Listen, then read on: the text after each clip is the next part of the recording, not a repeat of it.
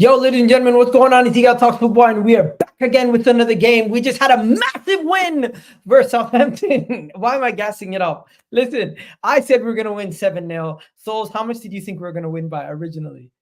I mean, I thought maybe a record could be broken, but hey, we get things wrong. It's a prediction. You know, it is what it is. I don't even care. No 7-0, no 5-0, no 4-0. We actually conceded.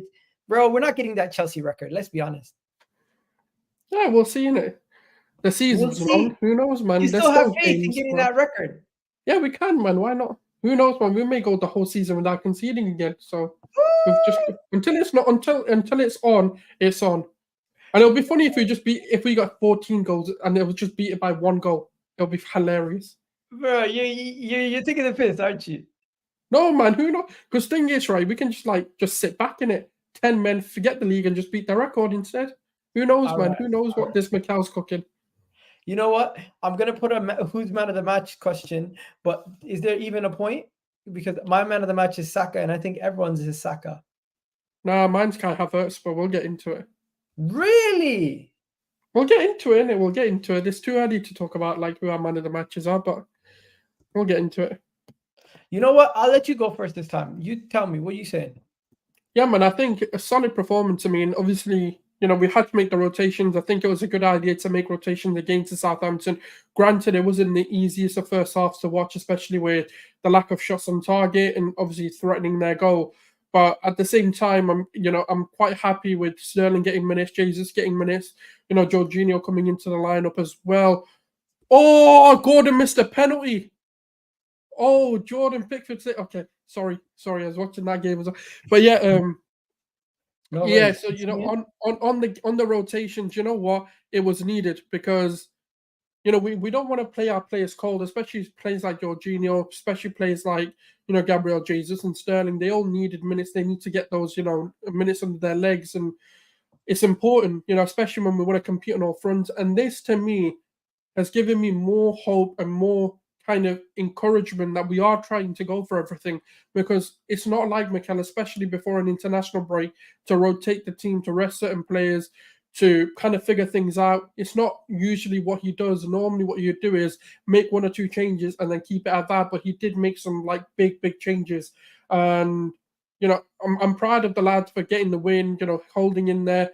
The goal, it is what it is. You're going to concede. It's not going to always be, fairy tales. And sometimes you're going to have these sort of rugged and you have to dig deep kind of performances. This is what you call championship, like champions performances, where you've got to dig deep and you beat them 1-0. Like, Liverpool have had that when they won the league. City do that. Like, even today, City won 3-2. And granted, it's a Fulham side who have gained a lot of respect over the coming weeks and, the players that they've recruited over the summer. But even then, they didn't have such a convincing win either. So, it's going to happen from time to time. And, at the end of the day, it's about collecting 3 points, learning from your mistakes. And now we've got the international break to assure things up, have that bit of break and see, where the mistakes are happening. Why did we concede? Or why can't we score? What is it? Is it a shape thing? Is it a player? Or is it profiles? Is it, where the problem is? And the solution cannot just be we need Martin Odegaard back. We need to find a solution whilst he's out on what we can do to improve certain things. Is it Odegaard is missing? That's why we had these sort of performances. These are the kinds of questions that Mikel surely over the next 2 weeks or however long the international break is will be asking himself and working on it in training with the players available to him. So that's kind of what my thoughts are on the general game. Obviously, we can go into talking points in a moment, but just an overview on there. I thought the first 10-15 minutes of the game was kind of quiet. Nothing really major happened in that first couple of minutes. But then from there, it's like that first half in general, we just Martinelli, what was it? Havertz was got an opportunity from a header. Really didn't have too many opportunities in that whole first half. I don't think we had one shot. No, we did. Sterling had a few opportunities. I think Sterling had the opportunity through on goal. Jesus had a ball. Jorginho. Sorry, let me just finish this. So Jorginho had opportunity, Sterling had opportunity, but the first half in itself is very forgettable, and it was a poor performance, in my opinion, first half of the game. Second half was a completely different game. Now, don't get me wrong. I disagree. In first half, compared to the second half, the reason why I say it's different is the quality of chances that we created in the second half were a lot easier to finish off besides the one-on-one and the Jorginho shot, I didn't see too many like gilt-edged chances that we created in the first half for Southampton. And then when we conceded, it's like we were playing the video game and we stepped forward and stopped leaning back and just relaxing. We actually got into it. And when Kai Havertz scored his goal from the Saka setup, beautiful finish, by the way, from Kai Havertz. And then you also had a situation where Martinelli comes on. Martinelli scores his goal. Once again, beautiful pass from Saka, finds him near post, finds him far post, and he makes the beautiful near post finish while he's in the air. One touch also. How many times have we seen Martinelli mess up a one-touch opportunity? So that was pretty good to see. I thought Calafiori, people keep talking about Calafiori getting beat. He got beat one time and people are blowing it way out of proportion. I thought Thomas Partey playing at right back, we had to change up a little bit, but we were good defensively for majority of the game. I didn't think that hurt us. It was just a little bit of PTSD from that Fulham game last season. What else is there? Ramsdale kind of did better at stopping our set pieces than any other goalkeeper, I think. He kind of probably knew what we were going to do most of the time. And then I already spoke about Saka, but Saka scoring his final goal, we needed that third goal to just end off the game, kill the game, because Southampton looked like they were getting a couple pop shots here and there. I think a header even hit the bar. So I was like, finish off the game, score that goal, game done, 3-1. And we go into the international break. Hopefully there's no injuries. And it was a massive 3 points once again, 1 point behind Liverpool at the top of the table, had one of the toughest starts to the Premier League season. And I think from here, we just need to start speaking about Bukayo Saka and some of these other guys, because that's what I want to get onto next. But Sulz, did you have anything else to say about the game before we get into the talking points? I disagree. The first half was on a bad performance. It was bad. The first half was frustrating, bro. For 45 minutes, we were unable to break them the deadlock. This is the problem. When you watch your back, you realize we had a lot more chances than a lot of people are making out to be. Jesus had opportunities. Jorginho had opportunities. Saka's had opportunities. But they sat back. They sat behind the ball. Jesus had opportunities. They sat behind the ball and soaked up pressure. Even then, we had opportunities. There's a big difference whether they sit back or not. It's like Man City against us. They had opportunities. It doesn't matter how many defenders there are. Jesus ball from Saka. Jesus did a better job at saving Gabriel Magalhaes' header than he did scoring. No. This is an emotional reaction to the game in the first half. If you go back, I thought Gabriel Jesus was poor, though. That's my point. Doesn't matter. That doesn't mean he didn't have opportunities. That's not the point I'm making. They can be shit, but the opportunities were there. The performances as a team wasn't actually that bad. If you go back and watch that first half, yes, maybe frustrating, whatever you want to call it, but the lack of finishing is what made that first half look bad. But in reality, we opened them up. We had opportunities. We just didn't take them. Okay. Did you think Kyle Walker-Peters should have got a red for kicking Saka's foot in the air? I need to watch it back. I don't know. All right. No still image is going to give you an actual understanding of what happened. So I'm not even going to show it. Forget about it. We won the game. No need to complain about referees. But Bukayo Saka, before we go any further, Bukayo Saka, the guy is something else, bro. The guy is something else. Has 7 goals already this season. No other player in the league has more goal contributions than not goal contributions, has more assists than him so far this season. But I just want to show you some stats, right? Let me show you stats. I know some people, they don't like stats, but I like stats. And I'm going to show you this. Assists, Saka is first. Goals and assists, Saka is second behind Haaland and Cole Palmer, right? When it comes to big chances created, he's created 13 big chances. When it comes to chances created, he's created 27 chances. When it comes to expected assists, he's supposed to have 3 assists. Man has 7. He's supposed to have 3 assists. Man has 7. That is insane, right? And then can we also go to the team? Because the team is also doing its job too. Because Arsenal, when it comes to goals per match, we have second highest. Clean sheets, they're up there. Big chances missed. That's a bad thing, but we are the highest in big chances missed, right? And then where's the final thing? Obviously, I don't want to talk about corners right now, but yeah, that's pretty much it. Red card record also. But that is just a little bit of an understanding of what Bukayo Saka has been doing. But overall, captain's performance. And today with the assist that he just got, he surpassed Robert Perez with his 42nd Premier League assist. Kind of a nothing stat. He has 7 Premier League assists. Manchester United, the entire club, have 5. Right? He and 7 assists in 7 games. Right now, he has the most assists out of more than any player in the top 5 leagues in Europe. Bukayo Saka well and truly needs to get put people. I always keep saying put respect on his name. At this point, it's not even put respect on his name. Just acknowledge how good he is. I think he's world class. And Sulz, we're gonna have a conversation with me and you at some point this season. You're gonna say he's not world class. Just admit it, bro. The guy's world class. He's not world class. Harry Kane isn't world class. The guy's world class. He consistently performs. Doesn't matter. Every single game. When that Champions game is on and you do it then and you do it on a consistent basis and you can win things, that's when you're world class. But he's unstoppable doing it in these sort of games. No, Bukayo Saka's unstoppable. How do you think he's not world class? Has he won anything? Bro, you don't have to win. You don't have to win to be considered world class. Yes, you do. Yes, you do. Because world class players know how to get it over the line. That's the main difference. The world class tag has been so watered down that you can put anyone in that category. Yeah, I can make an argument for the worst players. The guy is world class. I don't know what you're smoking today, bro. No. World class for me has always been when you deliver when it really matters. That's the reality of it. You have to win. You have got to win. You win and you become world class. That's my metric. You have got to win. That's a criteria for me to put you in that world class bracket. World class. So your team has to be good. So watered 1 second. So yes, your world team class has to be good for some of the best teams in the world. Yes. No, because you, as a world class player, you are inevitably going to be playing for some of the best teams in the world. That is naturally how it works. You are not going to just stick in a Southampton, are you? You're not going to just sit at the bottom of the piles being a world-class player. As a world-class player, you're naturally going to make moves that are going to win you trophies.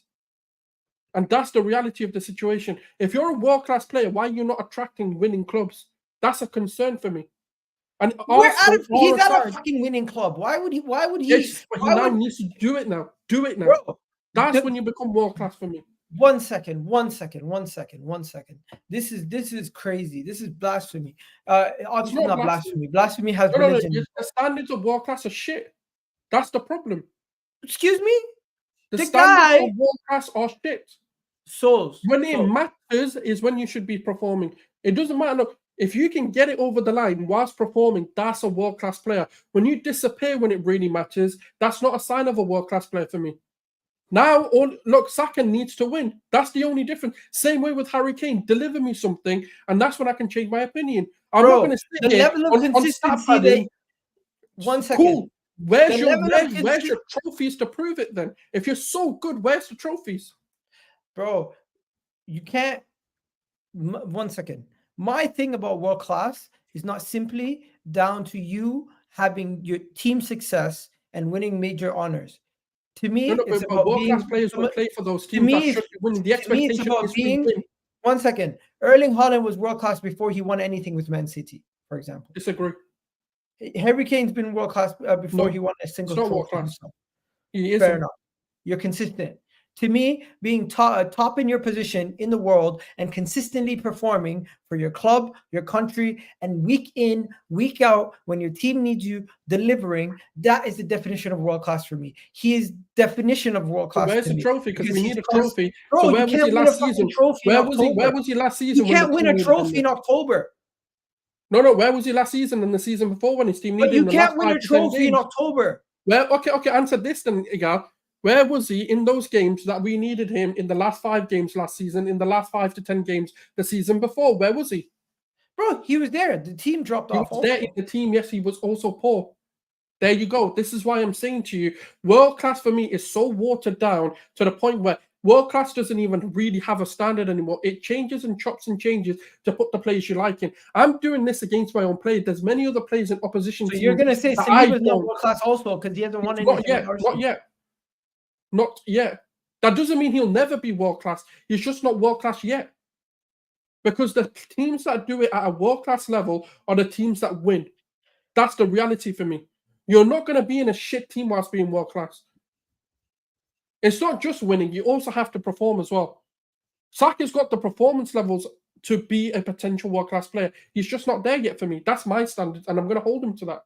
Okay, 1 second. He has everything. He's getting you goals. He's getting you assists. He's He just creating doesn't have from the out trophies. wide. He's not done it when it Creating matters. from inside. He's setting. He's creating from set plays. He's making game-changing decision after game-changing decision on a regular basis.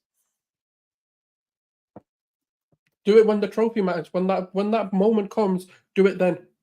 And that's when I can start saying you're world class. At the moment, he hasn't done it. His career is young, and he will get there. But I'm just not going to say it yet, because that's not right now. He isn't. And I'm consistent. Ask me a person who hasn't won that you consider world class, and I'll tell you he's not. Harry Kane isn't world class, and I've always said it. Fair enough. We're just gonna have to agree to disagree, because you're not gonna budge on this. I'm not gonna budge on this. It's a situation where I think what he's done today is another example of why I consider him world class. The ability to take over a game and single-handedly help your team get over the line. Yes, he might not have done it consistently at the back end of last season. Yes, there might have been situations where he could have stepped up a little bit more in the past. But are we going to hold that against him every single time for this season? Or you're only going to say the only time you classify somebody world class? No. I don't think. This is where you overblow. One second. I think there can be world class players. 1 second. I think there can be world class players before they go to those major clubs. I think there's world class players before they get to that level. You could see that a guy is one of the best in the world in his position before he goes and gets the major honors. People said that about Harry Kane, and what happened last season. It's the first time Bayern Munich didn't win anything in a season. No, but you consider Yamal world class. What did he win? No. Did I ever say he's world class? When did I say Lamine Yamal's world class? He's got the potential to be, and I've always said potential's different. But is he world class at 17? That's stupid to say. All right. Because you win once doesn't mean that's it. Like now you're in this catastrophic. You consider Palmer world class? No, he's not world class yet. He has a potential to be, but you consider Haaland world class before he went to Man City? No, because he hadn't delivered yet. All right, because also there's a difference, right? When the pressure of winning is on you, that's why I've always said with Harry Kane as well. When the pressure of winning comes on you and you can't perform, that's the difference. When look at Spurs when they made those finals, he hasn't performed in either in the Carabao Cup or the Champions League. Actually put his team in a detriment because he was greedy. So for me, there's a difference, right? Harry Kane now needs to make sure he delivers in those moments that really matter. Not just start padding against these lower teams and scoring 4 goals against this team and that team. It's about when your team is now in the business end of the season, can you perform? They're the world-class players. You know what? I can't believe we're having a heated debate after a game.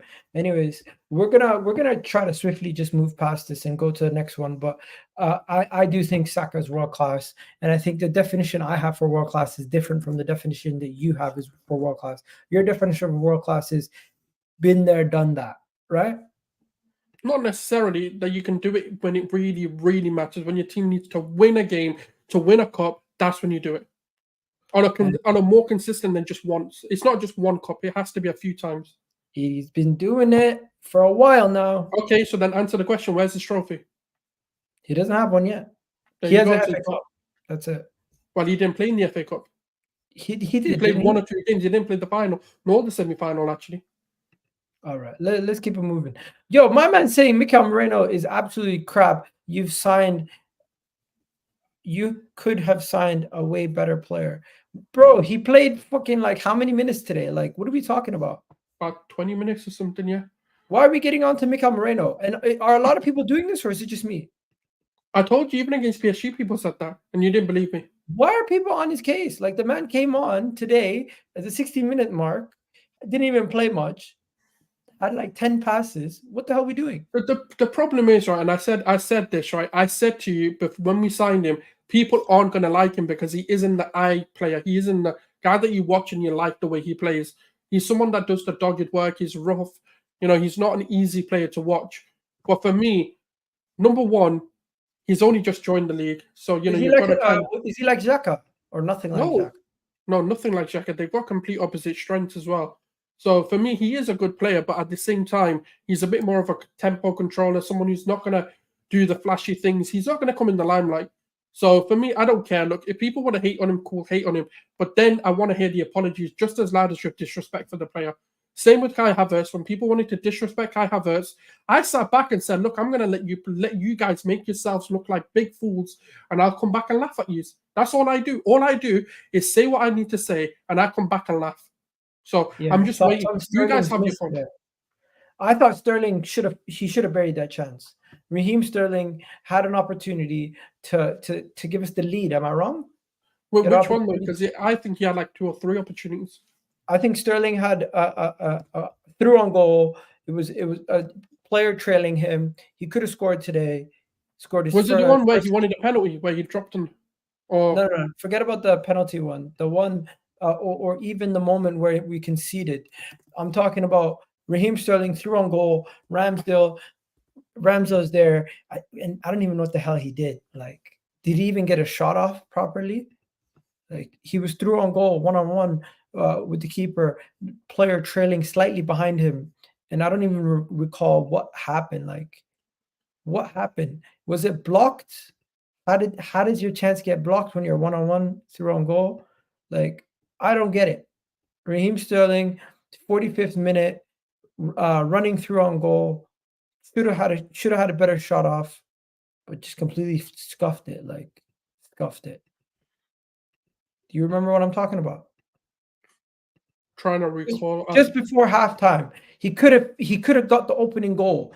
Amazing opportunity. It got blocked by the defender, and it didn't even get registered as a shot. Oh, yeah. I remember. Yeah, I mean, look, like I said, man, the finishing was the problem today. I have no problem with the performance in that first half. Especially in the first half. We had 14 shots. None on target, 1 on target. And I think it was that Sterling. Second half was completely different.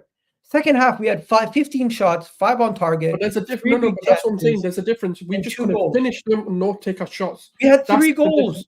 Bro, we had the first half wasn't even bad. No. If you put those plays into the first half, the performance is no different. The difference is we took the chances that we created. That's the big difference with the two halves. No, bro, the first half was not that good. It was. The first half was not that good. You're saying that because you like your goals, but the performance was no different. The first half was frustrating. That's why. Because of the but lack it doesn't of mean goals. The performance is bad. The performance because of the lack of goals. Actually, I'll actually go as far as to say the performance was the same in both halves. It's just we took our chances in the second half, so it makes it look better. That's the only difference. Bro, because we didn't score, hence why it was frustrating. So you agree with me? No, it's just one element of the game that was bad. I'm not going to say it's a whole bad performance now. The performance was when we conceded, was that not annoying? No. I kind of expected us to concede because we didn't want to take our chances. I'm actually glad we conceded because that woke them up. I said to them, actually, now we need to flip and put this ball in the back of the net like we needed to. And that's so you're saying if Archer doesn't score, you think we just continue to drag out the game? No, because we had the players. We had the players to come off the bench and everything. Yeah, I was not worried. I'm not concerned. But the performance for me wasn't the issue. It was just we didn't finish our opportunities. That's it. That's all I'm going to criticize. All right. Fair enough. Let's talk about Havertz. Today we're disagreeing on everything. I like it. Havertz. I thought Havertz' goal was probably one of his best finishes I've seen in a while. Clinical. Off the post and in. That is as good as a finish you're going to see from Kai Havertz. Nah, the one that he chipped, I can't remember. It was against Brighton. It was earlier this season. Yeah, that chip may be close to it. Yeah. I don't. A chip is always better, but the fact that he got it off the post and in, that looks like that's the kind of player who's confident and doesn't care. He made sure he made that goal untouchable. The way he struck that ball, he made it untouchable. Hello, you there? Like, what's going on? No, I'm letting you finish. I'm just trying to think. And also the fact that what do you call it? I called some stupid goal in prediction. Jesus and Sterling were dire. Yeah, you were right.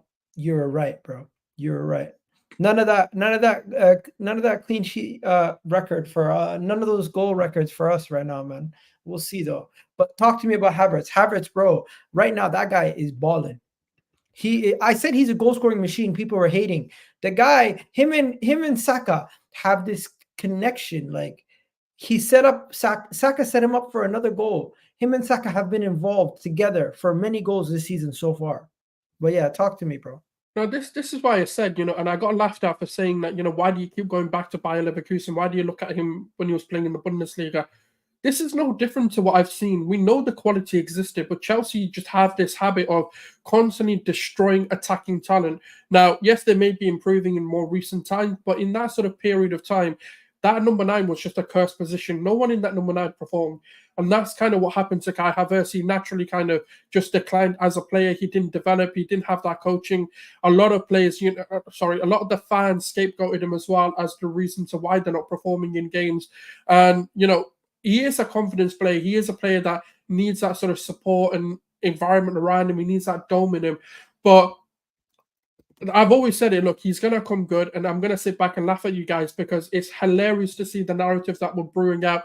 His performances, even in the midfield, were fine. It was just he's a better number 9 than he is in midfield. That's the only difference. And I think that's been evident that he is our number 9. There should not be any single player who takes them out of that striker or number 9 position. As soon as he moved it further forward, you're seeing his ability just shone to the roof.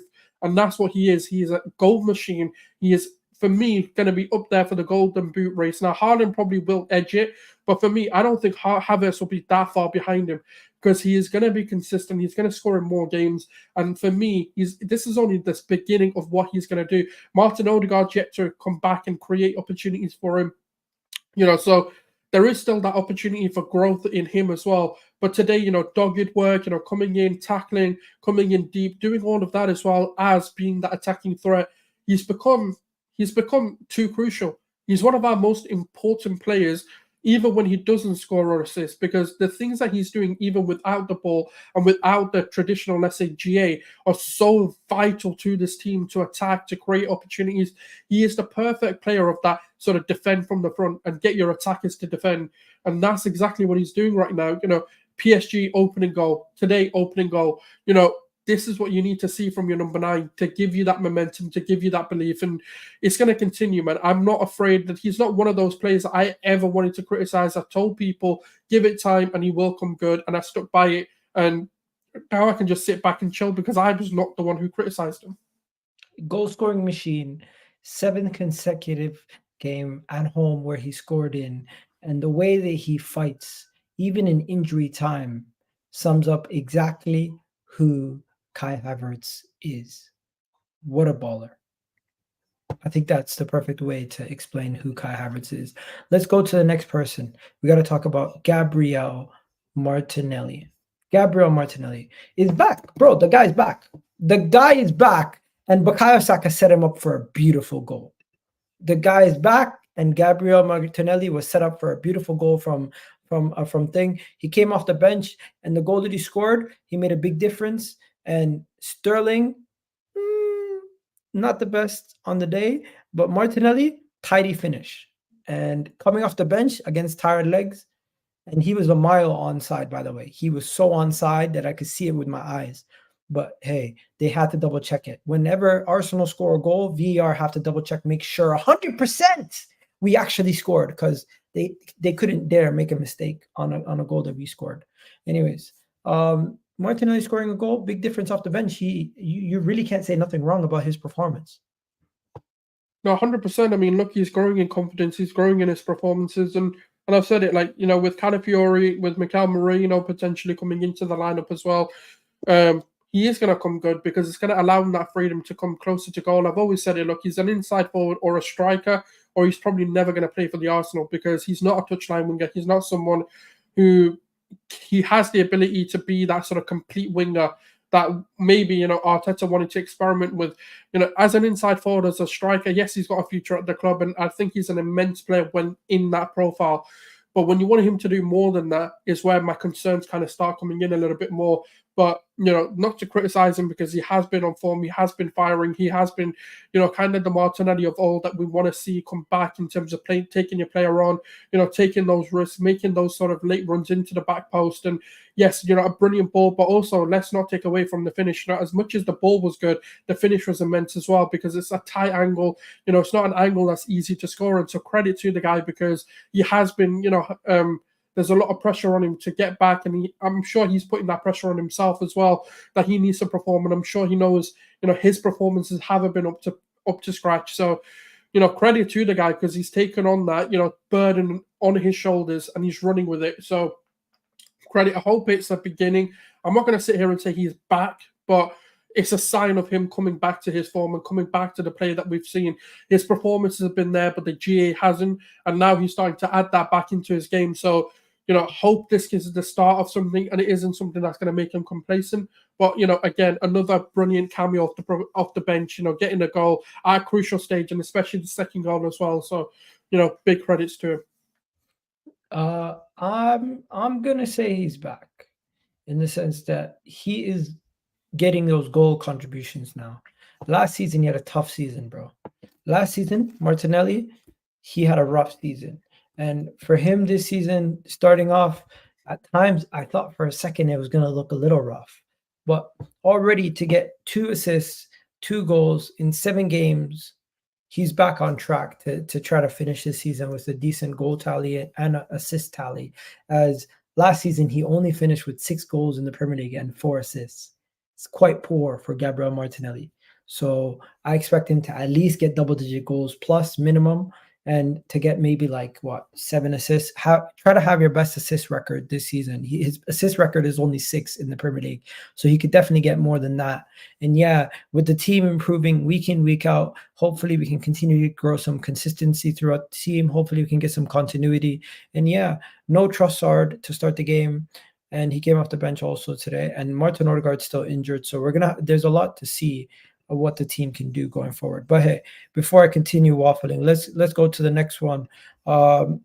We spoke about Sterling, right? We spoke about everybody else. Jesus, bro, what do we do about Jesus? What do we do about Gabriel Jesus? Because Gabriel Jesus, the guy, is a concerning figure for me right now. And what's concerning is he doesn't look like he's ever going to get himself in a good position to get a goal contribution or anything to benefit us. Gabriel Jesus, to me, is at this point seems like a burden on the team. I think it's one of those difficult players. Not really, but kind of, but not at the same time. It's a weird one. I think the problem with Jesus is I don't know if he's feeling the pressure of the competition and the fact that he's no longer the main guy or the guy that can just start games. And, obviously Kai Havertz has kind of taken that position and made it his own. It's about knocking Kai Havertz out of that position. It's no longer Jesus is fit, so we're going to play you in the number 9. No, you've got to earn your spot back. And I feel like that's kind of taken, and it's a massive weight on his shoulders at the moment for himself and for his career, because for me, I think he knows as well that his time is coming to an end. Similar to Zinchenko, as much as, yes, he may get, part opportunities, Zinchenko is another player that we've also outgrown in this team. And I feel like both of them are feeling that pressure a little bit of, can we, because number one, they're not always fit and available. They're not, reliable in that sense. So they are looking at it in a sense of, where the players to be next moved on, especially when you look at this summer when Aaron Ramsdale, Emil Smith-Rowe, Fabio Vieira, they've all been let go or obviously loaned out in Fabio's case. But, ESR being sold and Ramsdale being sold shows that we are willing to be ruthless and let people go. And I feel like that's also woken them up a little bit and gone, if we don't buckle up and we don't start becoming these players, that we're the next out the door. And I think they've seen it at Man City and they're seeing that shift happen here.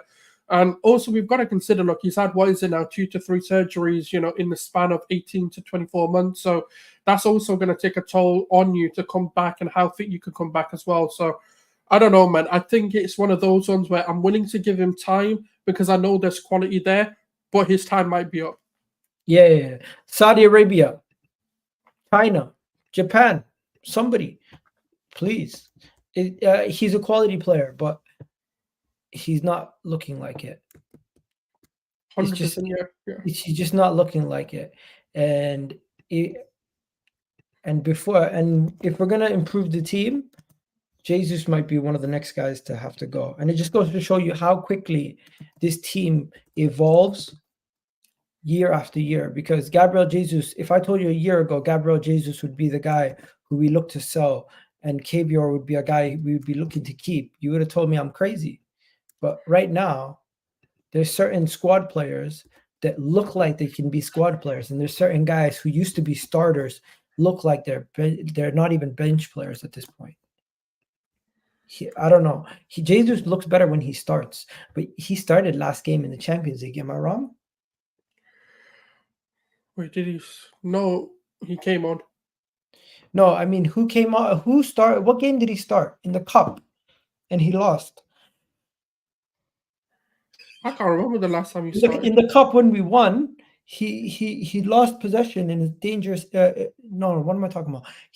He had the ball in a dangerous area in the Champions League game versus PSG. He had two players he could have passed to. He messed it up. Today, once again, he had an opportunity to release the ball to Bukayo Saka.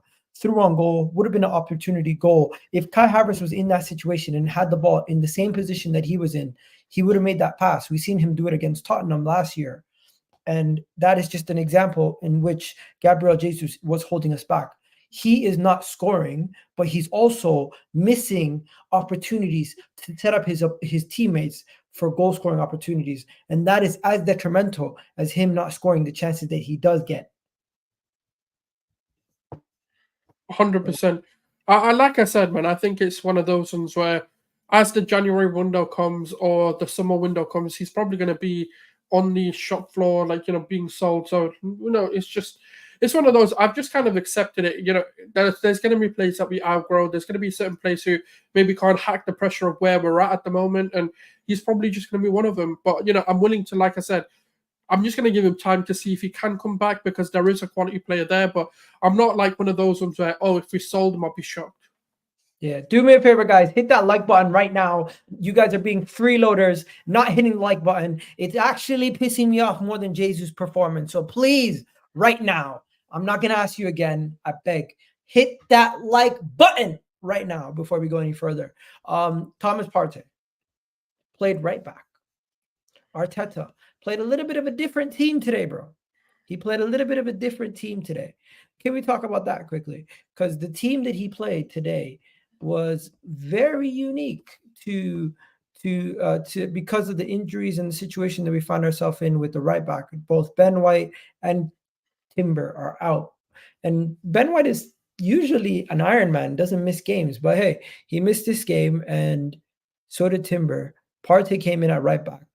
And at times, bro, when Partey and Saka were passing the ball to each other, I had PTSD. I was like, yo, this reminds me so much of the Fulham game and the goal that we conceded.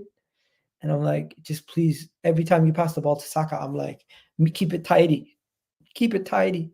Because he's used to being in Jorginho's position. And when he's in Jorginho's position, he has two people behind him. But when he's in that right back position, I was like, please just make sure you make tidy passes. And I don't think him or Jorginho technically put a foot wrong the whole game. No, they were one of our better performers. Yeah, they didn't put a foot wrong, but the lineup was different. And I think the main issue with this lineup was it was too defensive.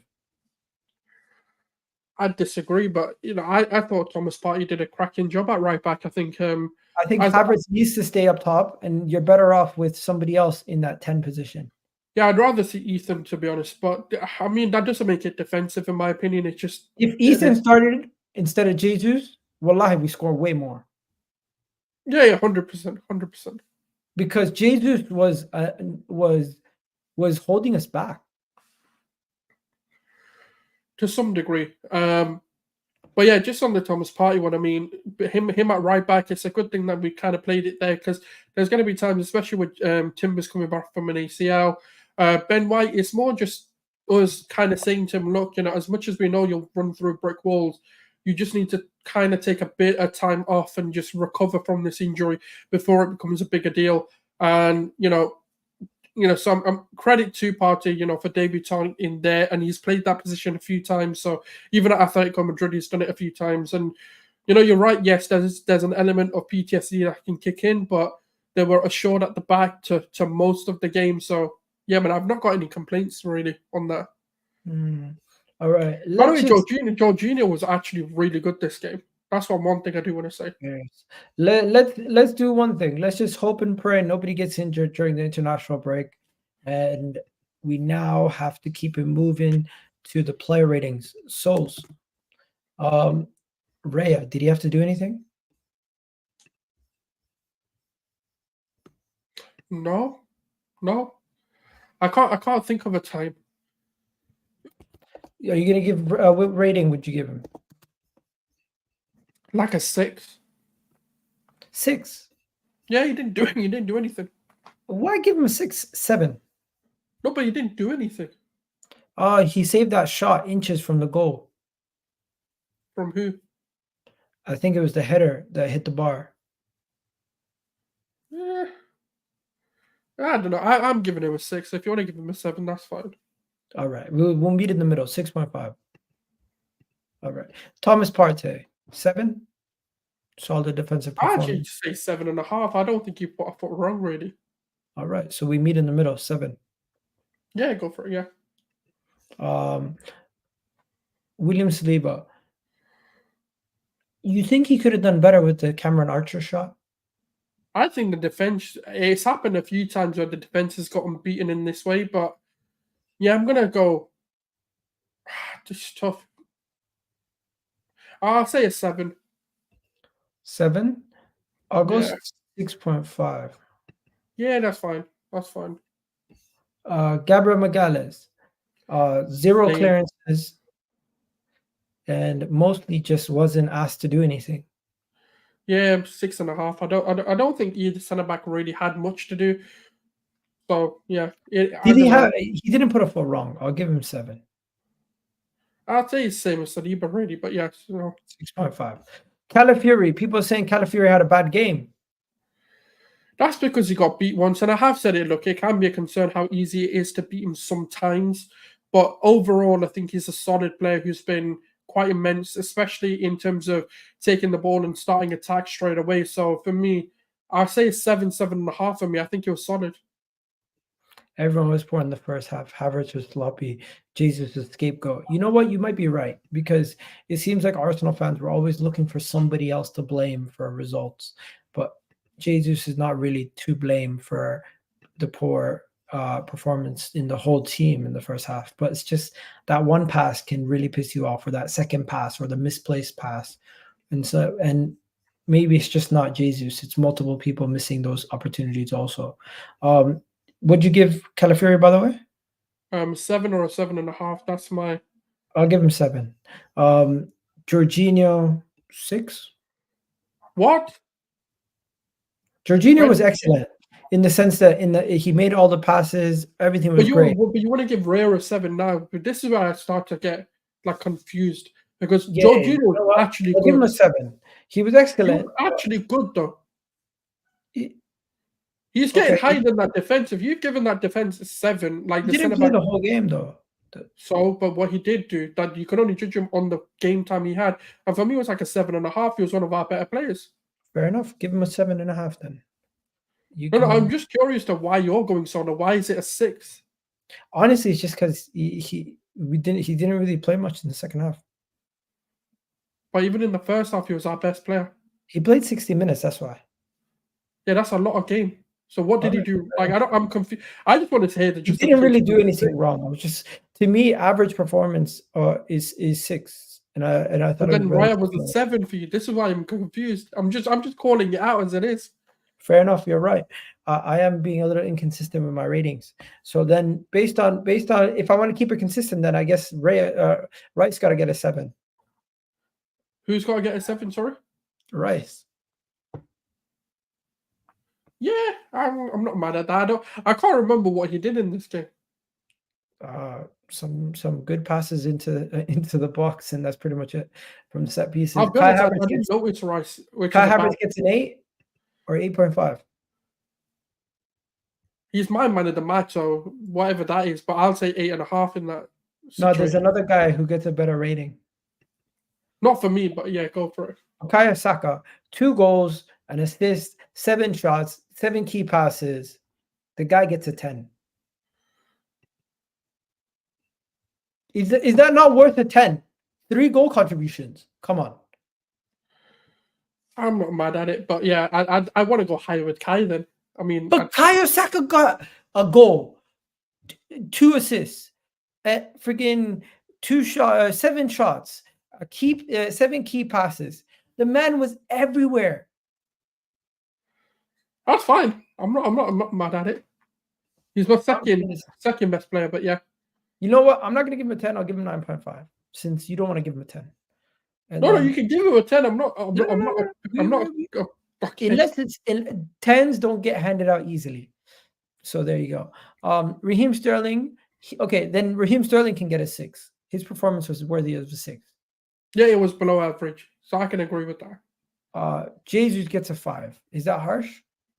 Nah, he was actually. I'd go lower, but I just think it was one of those performances where look, a 6 is fair because I don't think it was terrible, but I don't think it was good either. I think it was just one of those where in moments, okay, you saw flashes of something, but he was a bit meh, like a bit like Sterling. 8. I'm trying to for an impact sub. Yeah, go on. I can give him an 8. Trossard 7. He made a good impact also. Yeah, but just didn't do that. Yeah. I can get behind that. 7 is fair. Mikel Merino, just to piss the people who are hating on him off, give him a 7. But he was a 7 though. He did his job. He was solid. Winning his duels, doing what he needed to do. I don't think he put a foot wrong when he came on. So I think it's one of those ones where it's just it's a 7, like a 6 or a 7. 7.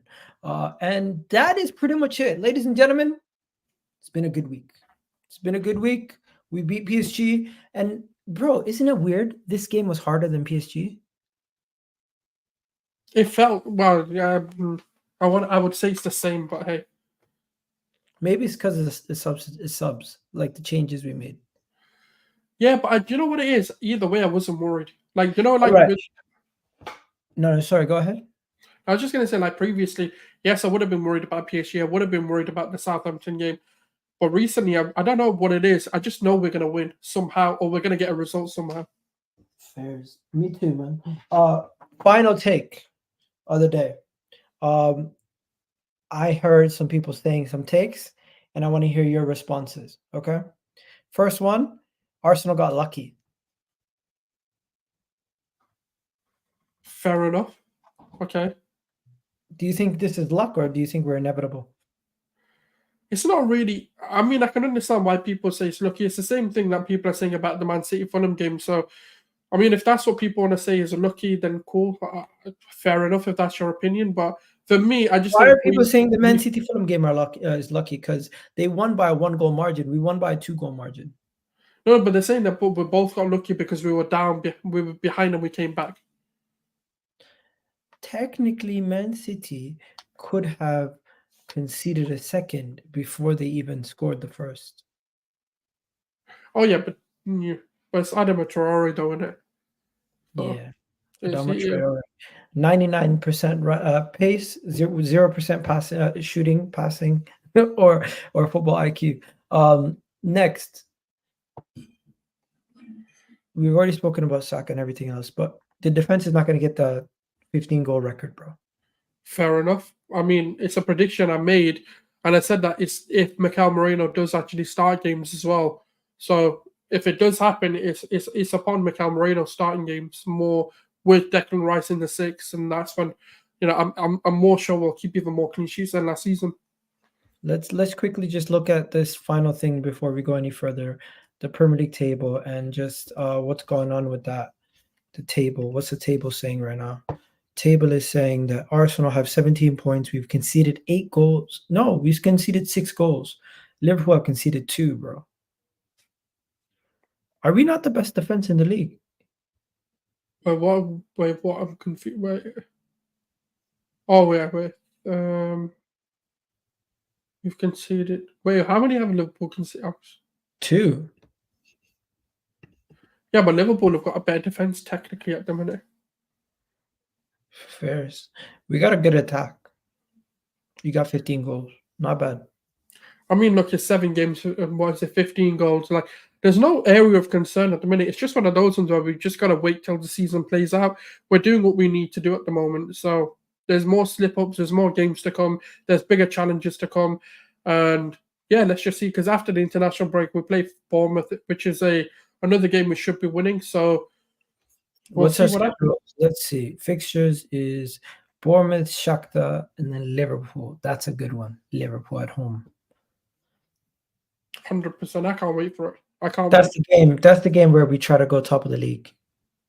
Yeah. We have to win. Like, but then we got a little bit of a tough road schedule here. Newcastle, Inter, Chelsea. It's going to be interesting. I think it's because back-to-back hard games. It's not necessarily hard in isolation, but it's just hard because we've got to play them in quick succession.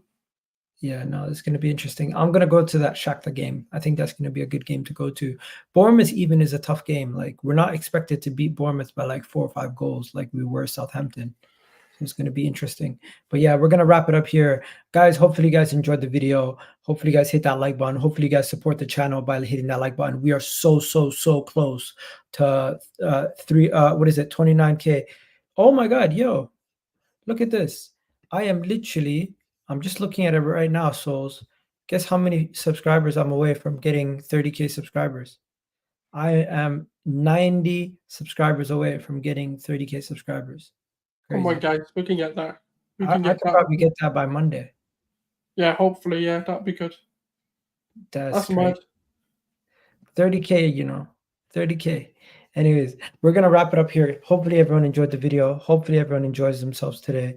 And we'll catch you guys on the next one. Love for the love, people. As always, Gunner Souls, really do appreciate your input. And I'll catch you on the next one. Hopefully you enjoyed this video also. And we're out. Love, people.